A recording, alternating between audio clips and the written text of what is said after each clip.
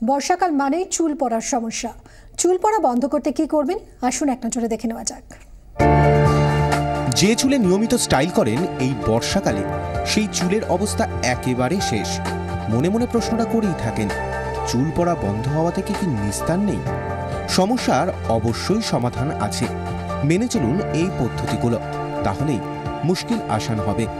আপনার চুলের যত্নে এই 4টি ঘরোয়া উপায় সবথেকে সহজ ও কার্যকরী। সপ্তাহে অন্তত 2 দিন মাথায় তেল দিন। চুলের যত্ন নিতে এই উপায়টি একেবারে আদি। এখনও সবাই অক্ষরে অক্ষরে মেনে চলেন। তা হলো প্রতি সপ্তাহে অন্তত 2 দিন মাথায় তেল দেওয়া। অলিভ অয়েল, জলপাইয়ের তেল চুলের পুষ্টির জন্যই খুবই উপকারী।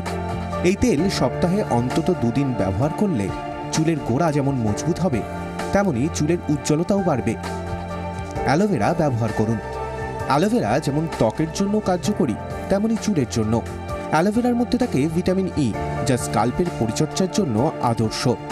হেনার ব্যবহার।